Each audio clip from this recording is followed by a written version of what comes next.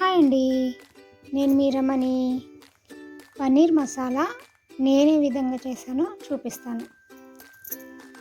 ఇది చపాతీలోకి, అన్నంలోకి చాలా బాగుంటుంది. కడాయిలో కొంచెం ఆయిల్ వేసుకొని పన్నీర్ ముక్కలను ఇలా గోల్డెన్ ఫ్రైలో చేసుకోవాలి. ఒక ప్యాన్లో ఆయిల్ వేసుకొని ఉల్లిపాయ ముక్కలని అందులో వేసుకొని కొంచెం కలపాలి. అంటే కొంచెం మగ్గే వరకు ఉంచాలన్నమాట, మగ్గనివ్వాలి. ఇలా మగ్గిన వాటిని పక్కన తీసి పెట్టుకోవాలి చల్లారేంత వరకు.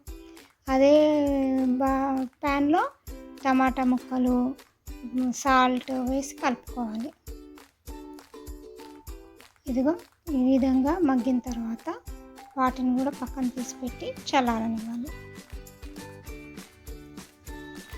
చల్లారిన తర్వాత మిక్సీ జార్లో ఉల్లిపాయ ముక్కలను, టమాటా ముక్కలను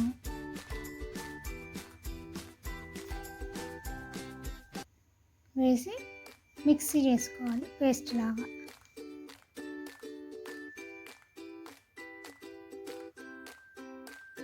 ఇప్పుడు ఒక ప్యాన్లో కర్రీకి తగ్గ ఆయిల్ వేసుకొని దాంట్లో సాజీరా, బగారాకు, అల్లం ఎల్లిగడ్డ పేస్ట్, కొంచెం పసుపు వేసుకొని పచ్చివాసన పోయేంత వరకు కలుపుకోవాలి.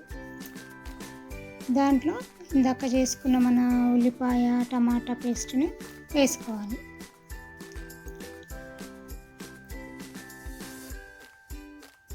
వేసుకొని కలుపుకోవాలి. కొంచెం కుత అన్నప్పుడు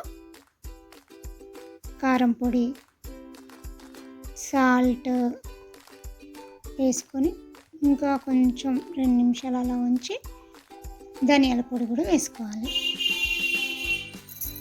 వేసుకున్న తర్వాత మూత పెట్టి అదిగో అలా ఆయిల్ పైకి తేలేంత వరకు ఉంచి దానిలో కొంచెం గరం మసాలా వేసి కలుపుకొని పన్నీర్ ముక్కలు ఇందాక మనం వేయించుకున్నాం కదా, అవి వాటిని దాంట్లో వేసి కలుపుకోవాలి.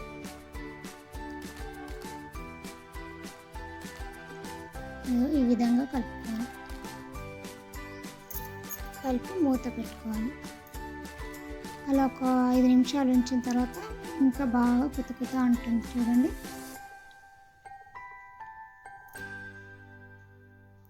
పన్నీర్ కర్రీ